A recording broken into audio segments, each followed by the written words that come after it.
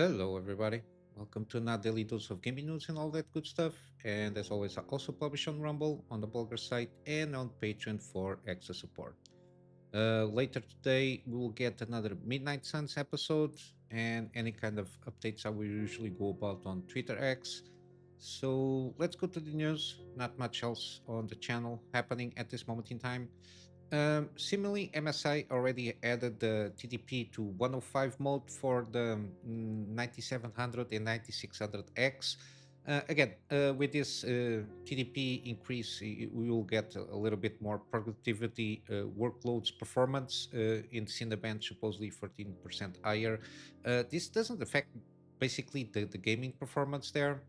I think in terms of gaming performance might be more comparable to what I covered yesterday regarding the Windows update. I did manage to update that prediction branch that is for these new CPUs, and also it affects Zen 4 and Zen 3 CPUs. I didn't notice any increase in performance, mainly because, again, I usually manage to play in 4K 60, so I will not see any kind of increase in terms of gaming performance. But some older, this might affect more in terms of uh, older CPUs like Zen 3s, where people play more 1080p and they see that they are reaching the limits of playable frame rates. They might get a little bit boost in terms of performance. This will be more noticeable on scenarios where the CPU is the bottleneck of your system. Um, at least according to Hardware Unbox, I covered this yesterday. But yeah, now we have the TDP increase for 105 watts for the 97 and 9600X. In terms of gaming news, we got Marathon. Game director was fired for misconduct. Insider says that the game is cooked. So again, not in a good place supposedly. A few hours ago, so yesterday late at night in U.S. time, I think. Jason Schreier published a story on Bloomberg. I read the article there to reveal why the director Christopher Barrett was replaced earlier this year by Valorant game director Joe Ziegler. Um, this is very, when this kind of allegation stuff comes up, it's always a little bit finicky because the accusations or the allegations are all, especially not especially, but sometimes it's a little bit weird how they're going about it. But supposedly Barrett was fired following a misconduct investigation prompted by at least 8 female employees reporting inappropriate behavior from the game director. Again, a lot of it is regarding from what I understand, again, this is always very, and taking into account also, sorry, the fact of his own statement provided on Jason Schreier article there. I feel that I have always conducted myself with integrity, being respectful in support of my colleagues, many of whom I consider my closest friends. I never understood my communication to be unwanted, and I will never thought they could possibly have made anyone feel uncomfortable. If anyone ever felt that way about their interaction with me, I am truly sorry. Again, taking into account both sides of the story, it's a little bit of he said to a certain degree, given that some of the allegations and accusations was in terms of communication issues, that the unwanted advances, which is very vague for me. They feel uncomfortable with that, but they were in the article itself never said that they communicated that to this guy. That the supposed advances or the alleged advances were unwanted. Again, also some. There were also some insinuations of flirting messages. Also some more not spicy communication, but in the sense of teasing out. Again, teasing can be meaning a lot of stuff. Um, but I think, eh, even since the Me Too thing, which is believe all women and believe all victims, this tend to to damage a lot of innocent people careers. Not saying this is the case, of course, uh, but yeah, by the fact that from the article that Jason Schreier did regarding this situation specifically, I didn't notice.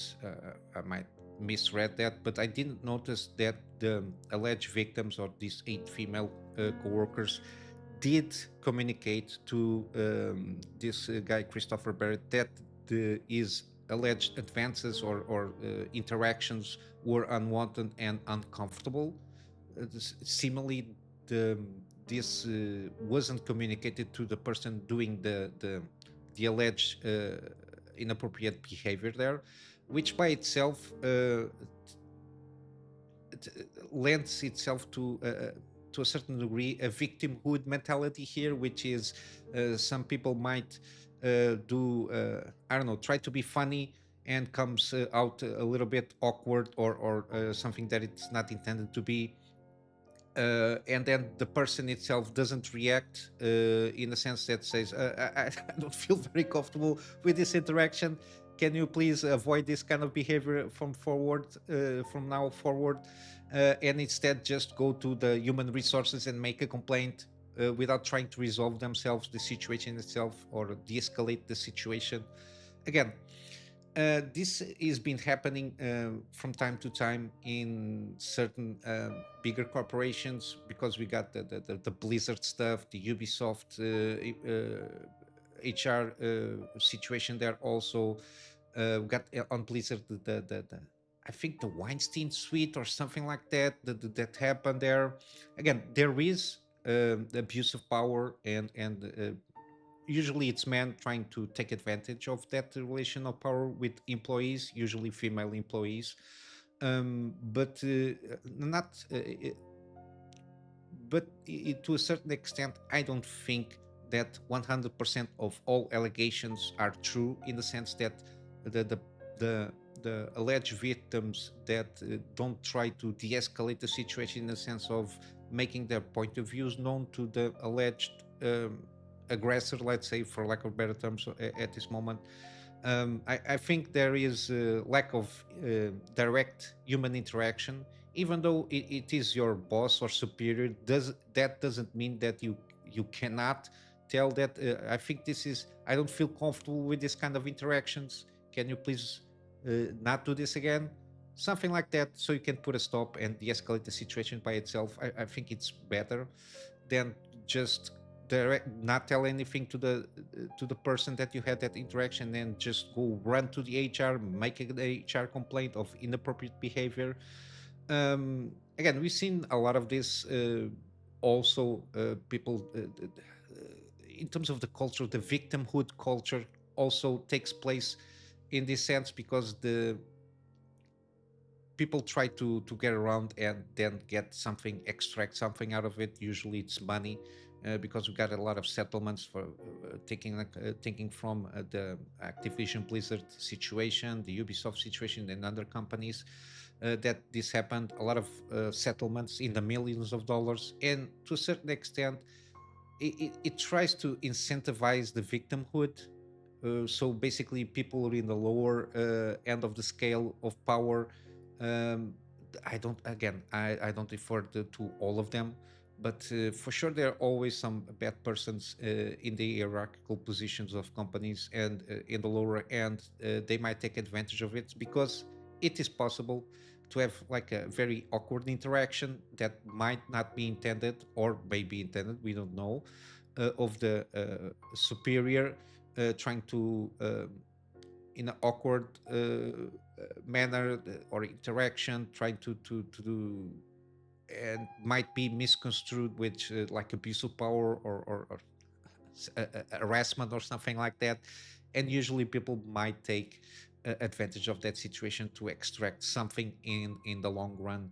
But yeah, uh, not saying either way, but it's something that we need to think about this in terms of you can try to shift a little bit of the culture there, a little bit between the victimhood and trying to get around and avoid abuse of power inside, in this case, gaming companies. But yeah, other than that, um, also to add this, some interesting things happened at the time on the Bungie company. Other Bungie employees weren't initially told the circumstances of Barrett's departure, which is very odd. They were led to believe that he was on a sabbatical year, but that wasn't actually the case. And then afterwards, people tried to contact them internally through internal communications, emails, and the such, and they got surprised by the fact that those accounts from Christopher Barrett were deactivated internally. So this lends to a lot of suspicious stuff here, not going through the proper channels. Again, this is very, very, very odd. This case, because it's the one that I'm covering. But yeah, the fact that other employees didn't even were informed about this situation.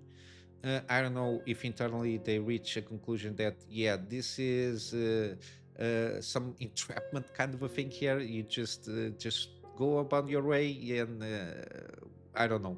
It's very interesting, regardless. But yeah, but insider information from inside the studio there seems that the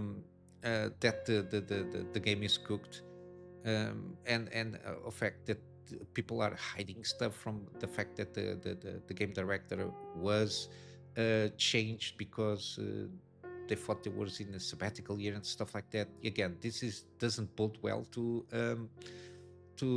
Bungie studio, but yeah, this is where we at this moment. So yeah, I don't know what to tell you here. Again, could be either way. He could be trying to, I don't know, harass women, or either way, the women that had some awkward interactions, and he was trying to be funny, or trying to wrong read the wrong signals from the ladies there, and he tried to make an advance, even though it's not the most ethical thing to do in the workplace. But then the other side also didn't confronted them with the situation, telling that it's not welcome those kind of events or something like that. And again, instead of again trying to de-escalate the situation, they just escalated internally through HR. Yeah, again, not a good look either way. So it is what it is. And continue with this kind of things we got from Spiders. I covered this yesterday. The allegations made by the syndicate. Uh, Basically, it's the union of workers of video games, basically translated roughly, STGV from French. Again, we got now today from the company itself. They say that the false and even defamatory accusations by the union is no way reflect the day-to-day work life of the company's employees, and are an attack on the reputation of the studio, whose teams are fully mobilized to produce quality games and enthusiastically ensure the early access of Gridfall 2. And then they concluded with Spider's employees are at the heart of the studio, and we are determined to maintain an inclusive and stimulating work environment in which every talent can flourish, and of which we can all be proud. Again, I think again this there's something here also. The fact that also the company, like the management, said that they were unsuccessful attempts to reach out to the delegation of employees, but they will try again in the following week to contact them. And they say they continue to be committed to open and constructive social dialogue, to try, I don't know, manage something that can suit both parties on this situation. Again, I don't know what to tell you here.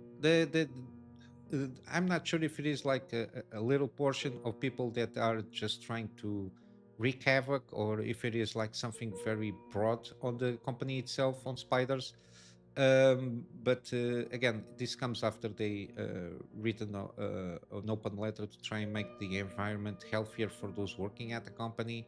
Again, very broad strokes thing here. They have been allegedly facing myriad of issues while working at the company. Again, I don't know if it is from the person writing the article or if it's something that it's been focused there on, on the French media or something like that. But again, the fact that they bring about these issues include gender inequality and no job or financial security. Again, gaming, from my understand, gaming studios and the gaming industry in terms of development is not the most financially or job secured market in the world. A lot of turnaround, especially in smaller to medium studios, when they don't have a lot of people attached to the studio itself. They depend a lot of third party work for certain amount of things. Um, I don't know what they want from the company. I don't know if the company wants to replace the government in terms of implementing certain things like job and financial security and put gender inequality guidelines in the company there. Again, I'm always in favor of the best person for the job should take that position regardless of anything. um, Other complaint seems to be there is no possibility of climbing the ladder within the company to get into senior roles with people stuck in stagnant junior roles. Again, I don't think seniority is mandated. Uh, you might not be qualified to be on a senior role. People, I think the people tend to forget about that. Some people are not qualified for that, regardless of the time they are working on inside of a company. They don't have the enough skills, humanitarian humanitarian skills, or interpersonal relationship skills to be on a senior role, because they don't have any kind of leadership skills. Also, I don't know. People tend to forget that the fact that you work for a company, it's not mandated for you to get in the senior role just because you're working there for X amount of time. At least that's my point of view there. And also, they say that. Plenty of those working at the company are now struggling to maintain their lives in Paris as the city is increasingly expensive and their wages are insufficient. Again, it comes to a point that a small company in the country is not mandated by law to just increase the the wages just because the employees say that the wages are insufficient. Again, depends on the market. Um, what can I say? This is not something that is mandated by this small company, uh, smallish company, let's say, in terms of development.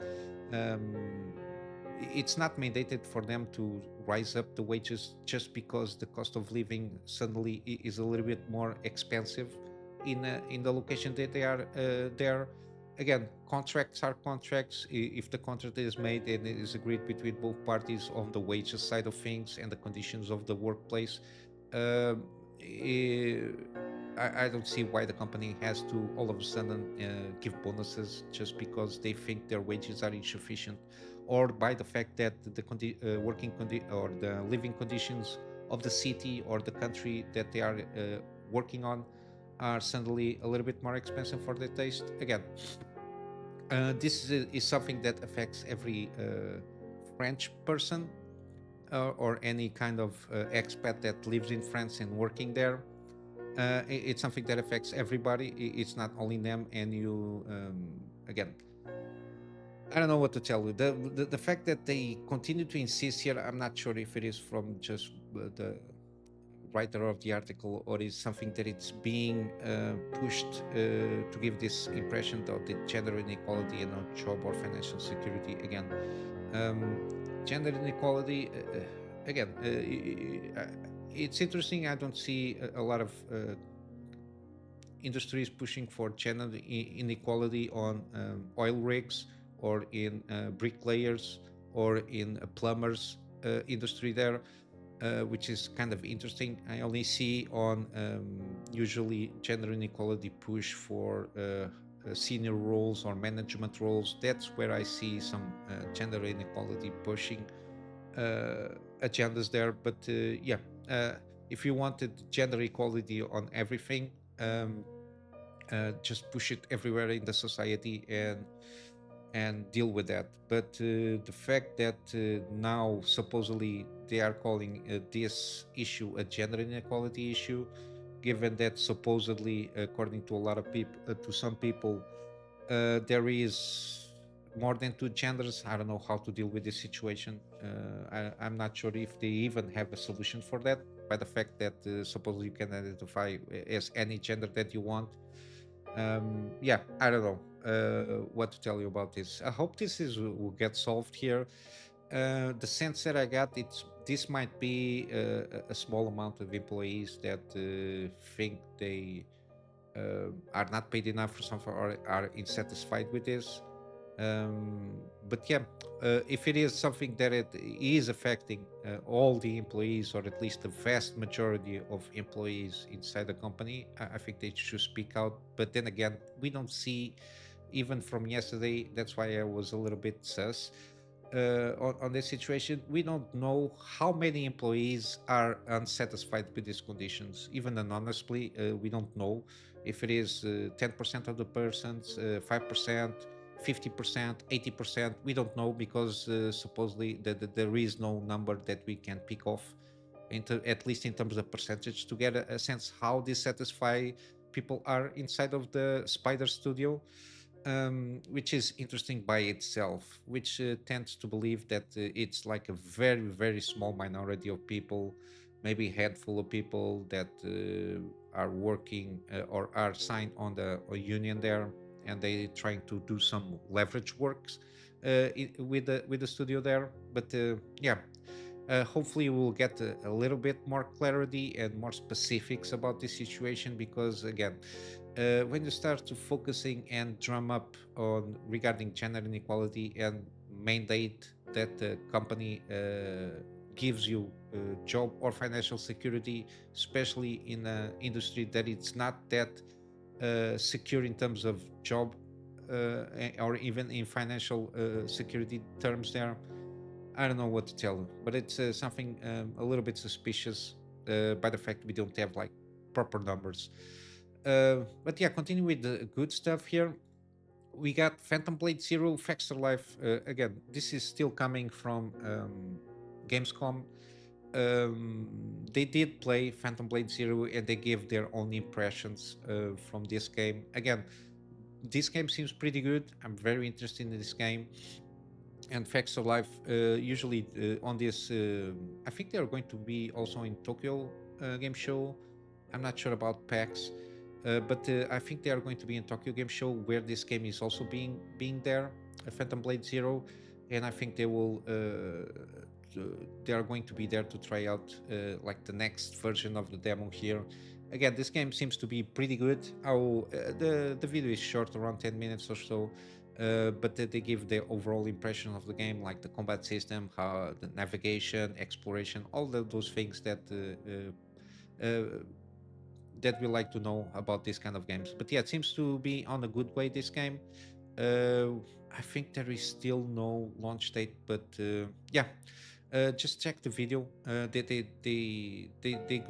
They give a good feedback regarding this game. And yesterday I saw this one, Clair Obscur Expedition 43. We I got to see it, I don't know where or when. I know I covered this one because it piqued my interest. I don't know if it was on the Game Awards or something on this year Game Box showcase or something like that. I'm not no PlayStation showcase, because this is part of this comes on PlayStation and PC. But we got a first around 7 minute gameplay video of the Clair Obscur Expedition 43. Um, yeah, it was announced in June. Maybe I think it was PlayStation showcase or whatever they had there. This game interests me. Very sleek presentation.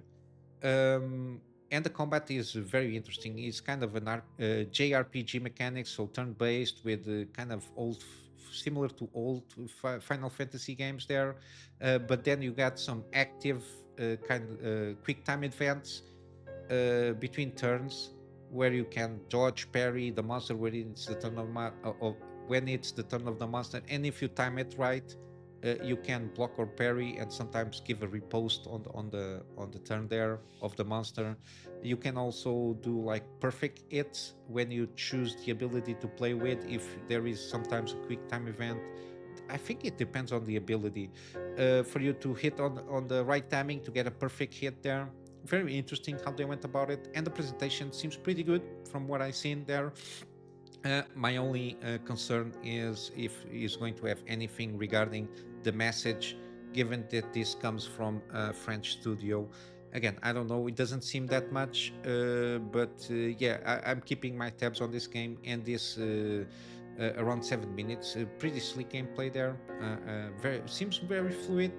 I don't didn't notice any kind of issues, at least in terms of gameplay and presentation there.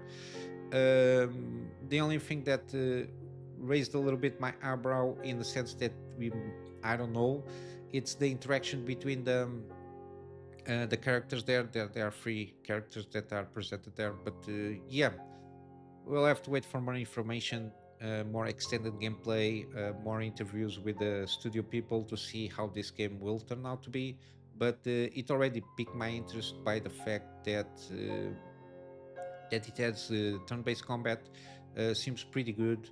You got those QTE things between the turn-based combat stuff there, and seems pretty good. It seems so, and the setup of the game itself seems pretty good. Continuing now with more DEI stuff here, Bandai Namco seems to be full throttle on this thing. To a certain extent, Capcom also. Again, I don't know what kind of influence that they managed to infiltrate in these Eastern companies, especially Japanese ones, given Bandai Namco and Capcom um, are there. We got some situations, especially with Stellar Blade through Sony. I'm not sure Stellar Blade is from Shift Up. I'm not sure if they have anything to do with that. But even PlayStation, given that when they changed their headquarters to California, things start to be a little bit more, I don't know, woke to a certain degree, how they went about it to do things. And we are seeing some DEI infiltration on in these two big companies, but here we got from Bandai Namco. Again, a representative Bandai Namco recently hosted a panel discussing the company's approach to DEI initiatives. Again, these guys are coming now to a little bit late on the game to try and take the. Again, this my overall take is this is like the CEOs seeing that they can ramp up their bonuses by the end of the year by cashing in this DEI money, which is not even money. It's they don't spend money on paying off the loans that they take when they want to do a project, a gaming project. Basically, that's it. And they can take the money that they save by using these DEI checklist directives. They can save the money when they pay back the loan, and with that money that they save, they can introduce it into their own bonuses because they save money for the company, and with that comes bonuses regarding when it comes CEOs and upper management there. That's why usually I think there is a lot of acceptance here. But then you got the virus, the mind virus thing, which is for you to have the DEI implementations in place, you need to have consultancy firms to verify that you are indeed going about the checklist in the proper way. And with that, you get the infusion of this acronym mafia people that sometimes they are not even on the companies themselves. It's like third party influences there. And then again, given that a lot of these DEI shenanigans are about victimhood mentality, usually lower lower income or lower power position people in the company itself, they might take advantage of this on trying to implement these initiatives throughout the company. That's why usually how it comes about, in terms of the inception of this kind of mentality, with the DEI and the victimhood mentality, and people are in less power position trying to take a little bit more power inside of the company, hierarchies there. I think it has to do a lot with this. But yeah, continuing here with Bandai Namco, despite being again one of the most widely recognized gaming companies in the world, they think, or at least this lady, Mrs. Okuma Mirai, I think that's how she's identified with, um, expressed that the company's desire to expose their games to a wide variety of players. Again, the wide variety, the modern audience talking points there. And one of, interestingly enough, they went for one of the examples gives to the addition of dreadlock hairstyles to Blue Protocol. I never played this game. I didn't know this game existed, but I think it was a kind of a big game. But which is something that they hadn't considered at the time, having dreadlocks hairstyle. But again, it's worth mentioning that Blue Protocol announced the end of the service in Japan, and its global release has been cancelled. So they even, again, as you can see, I don't think that this is going to work out very well. And I think that they will be noticing that in a very short period of time. This is from translated from Google. Um, Information about the AI was also shared with the Bandai Namco Group. Bandai Namco Entertainment, in particular, has strong ties with bases in the United States. That's the main issue there. And Europe, another one, and handles a large number of titles. So it seems that we are able to obtain useful information and knowledge. Again, they are obtaining the wrong kind of information and knowledge. Then she continued, went to defend localization practices, something that has been creeping up, being in anime with Crunchyroll stuff there, the localization of mistranslations on purpose from the localizers, and also in gaming, a lot of localization malpractices there because they are not translating to what the authors of the game or the media are intending to. Um, the explain in English, I might say, as low context due to their multiculturalism. Again, that it's not AI is not going to never interpret it, the this kind of languages very well to English, because there is a lot of context and idioms used in the cultures, or at least in Japanese or or even Chinese. When translated to English, they don't translate very well because they don't have the proper context when they are translated, even on games or even movies or series. But yeah, they continue here. On the other hand, Western culture is low context, starting from a place of no common understanding and places emphasis on verbal expression, which is due to the fact that Western countries are multi ethnic countries with immigrants and other factors.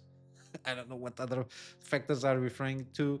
Therefore, it was shown that simply translating Japanese lines and explanations into local language may not be interpreted well due to lack of words. Yeah, this is true. Simply translating Japanese lines and explanations, like translating letter by letter, which is impossible to do, but because they use kanjis, translating this into local language, it will never be interpreted as well. You need context, and again, the way they express themselves is completely different, and the fact that the same character can have different meanings when translated to the, let's say, English. Yeah, it might. That's why localizers, that there should be some good localizers when they are translating from Japanese to English, especially. And again, this is spite of the fact that English-speaking consumers are expected to trust localizers. Again, are expected to trust, but nobody is trusting that much on the localizer teams in recent games to provide an authentic product representing the creator's vision and intentions. Again, here it is, representing the creator's vision and intentions, with fans responding positively when translations are done faithfully. Again, this is a huge problem in certain projects, recent projects, and I think they are coming also from the Bandai Namco and Capcom titles, and the fact that there is a kind of, let's say, censoring, because On some remasters, we've been seeing a lot of subtle changes and other not so subtle, and then try to justify those subtle changes or not so subtle changes, like modernizing for current day times the game itself, which is people are not eating that lunch there for sure. But yeah, we'll see how they're going to implement this and how much backlash they will get, because they think again, I think this is about the upper management, like CEOs, trying to increase their bonuses there rather than trying to expand the, the the Japanese culture to other Western audiences. Again, people go or always went for Japanese games because they are very specifically Japanese games. It's not because they are trying to adapt Japanese culture and trying to translate it to Western audience. People like the Japanese culture because the way it is. It's not because of what Japanese think the Western audiences want. They just want what the Japanese were doing, and to a certain extent still are doing, which is a unique perspective. They don't want the soft blow of trying to translate and smooth out their points of views in a more palatable uh, taste there for the Western consumptions there. But yeah, this is not going to go well. That's for sure. We're already seeing a lot of backlashing. Got examples from Concord to Dustborn, which has his own a lot of issues. Um, Maybe I need to do a video about Dustborn, but I only knew about the Dustborn fiasco recently. I was not even aware that the game existed. But yeah, a lot of stuff happening regarding like the DEI initiatives and government grants and money being distributed to do these kind of games, which is something interesting. But yeah, again, uh, this will not go well to Bandai Namco and even Capcom, because Capcom is also going a little bit there on the DI initiatives, and I don't know how much of the fact that From Software did bought the rights of Elden Ring from Bandai Namco, seeing some kind of this kind of shenanigans starting to happen. I'm not sure, but it might be to have something to do with that, because they always publish internationally all their IPs from with Bandai Namco, from Dark Souls and the such. So I don't know why they did it specifically for Elden Ring. But yeah, something sus might be happening inside of on the background, behind the scenes. They saw something that Bandai Namco was about to do something, because this was reported this year, I think. The From Software acquiring Elden Ring IP rights, international rights from Bandai Namco, and publishing rights also. So yeah, I don't know about that. If something to do with this. And lastly, again, we got just to finish up here, Star Wars Outlaws shenanigans again. Players are instructed to start an entirely new game to prevent issues and progression blockers after new patch. Again, even the game officially launches tomorrow, the 30th of August, and again, that's why everybody tells everybody do not pre-order games, especially games like this disaster waiting to happen with Star Wars Outlaws, uh, because even on the now with this new variant of deluxe editions that give you 3 days early access, you are just being the beta testers for the game itself. The free, I think with this game is 3 days earlier, so from the 27th, people already are playing this game, and now people from I don't know how many hours. It doesn't matter. But people already playing this game for a while now, and now they patch the game, and the patch does mandate you to start a new game, or else you will not manage to progress the game if you are playing in the older version of the game, which is funny enough. So it's a little bit I told you so. But yeah, people received emails from Ubisoft telling them that again, the best spirit the Outer Rim will roll out the maintenance to make sure it's playing the latest version of the game. As one of the players affected who had access to the older version game, we are aware you might be encountering some issues after this recent patch. We sincerely apologize for any inconvenience this might have caused. So you pay $130 for a game that it's a shit show of a game, bugged out. Animation, facial animations remind me a little bit of Mass Effect Andromeda and even Assassin's Creed Unity. The lazy work there. Gameplay mechanics completely not patched out. And then again, from there, the instructs the players to make sure they are playing the latest patch version of the game. And then once you confirm you have the latest version, please start a new save to fully enjoy Star Wars Outlaws so as our team intended.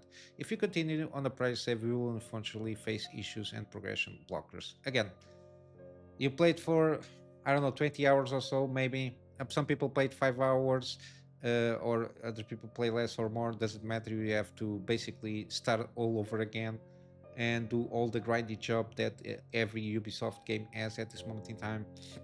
Again, I think the only thing that I've been seeing that is positive overall in terms of consensus is the vistas when you're traveling with a bike, with a whatever it is that you have.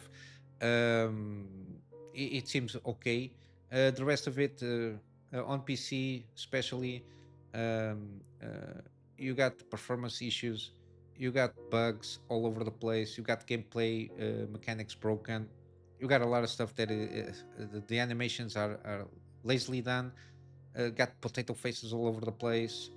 Got characters that don't blink for a full minute or more when they are talking, which is horrendous. Looks like androids. But yeah, again, a lot of people are this exploded a little bit on Reddit, it seems, and some people are considering just try to refund the game. Um, yeah, and they didn't even compensate with anything. Usually, I think this happened in one or two games when they have this similar issue, and they just gave, I think, Suicide Squad something similar happened, and they just give in-game currency, like premium currency, to compensate for the hassle. But here, I don't think what they can compensate with. um yeah, $130 a game, or $130 scam, in my opinion. But yeah, the and funny enough, this is not going to even come out on Steam on launch day, so I don't know what kind of sales they are expecting. I think this for PC it's only for Epic Game Store. I don't know exactly what Epic Game Store is trying to do there with their own exclusive deals there. But it's consoles, and for PC I think it's only Ubisoft Uplay or Connect or whatever it is, and Epic Game Store, if not mistaken, for PC. But yeah, this doesn't look good, and and I think it will take at least a year to try to make this game in terms of patches and updates to be on a good playable position at least. But then you have to, again, it can be playable, but then the story and the characters themselves, everything that is written, is not going to be changed. They can only patch gameplay mechanics and visuals. They cannot patch anything else here. But yeah, shit show of a game, Star Wars Outlaw, and basically that is it for today in terms of news. Got some gaming deals. Again, should be a couple of hours, the time of publishing this video for Callisto Protocol. If not, you will probably be seeing these two games for free. This is Fallout Collection, so these are the original Fallouts, so original Fallout 1, 2, and Tactics. Or else you might even catch the Callisto Protocol for free at this moment in time. But I will leave again the links in the description. We got continuing Blasphemous for sale, 75% off with the demo if you want to try out and see if it is for you. We got Death's Door, 75% off. Again, this is kind of a Souls-like, isometric Souls-like game here. It's got very positive reviews. I've been watching some trailers here and there. This seems pretty interesting, and I think the story is interesting also. Very under the radar there, but I think it's well worth, especially at this price point. Got Swarm Grinder, again, very similar to kind of Vampire Survivors kind of a game there in terms of mechanic wise. We got also wartales, very jagged alliance and how it plays, 45% off. And then you got Pacific Drive, 40% off. One of those that I really, really want to try out one of these days. On GOG, we got Deus Ex Human Revolution Director's Cut, 85% off, and also the sequel, 85% off. This is the digital deluxe edition, so it has all the DLC associated with it. We got also No Man's Sky, again on sale, 60% off. Again, excellent price here for the game that it is. Again, completionist, as you can see, around 150 hours to play with, and they are always delivering a consistent rate of updates and new mechanics and throughout the since the launch. So and everything is for free. There is no DLC associated with this. They got a lot of content for you to go through. We got 80% on Tomb Raider Game of the Year edition. Again, this has all the DLC associated, and a good thing with the GOG, we don't have any kind of shenanigans with online activation and online requirements to connection to play the game. So we got this. That's why I think we only have this one here at this moment, because the other two, I think they require activation on third-party sites from Crystal Dynamics or whatever they are associated with. That's why I think we only have this one. We got also then Wasteland 2 Director's Cut. This is the digital deluxe edition, and the Wasteland 3 Colorado edition, which is the digital deluxe edition equivalent here, with all the playable DLC here, 75% off on both of them. But yeah, basically this is it. It's been a pretty big one, at least that's my sense. A lot of ranting, but sometimes it is what it is. I will wrap up with a plug on my Patreon for extra support as usual. Again, this extra support, it for me to try to focus on trying to get a better storage solution for me to be able to get backups of the stuff that I do for my private clients, and of course some extra space for the videos that I do for this channel. And with all that said, I hope you have a wonderful day, and I will see you in the next one. Until then, Kunamy Master out.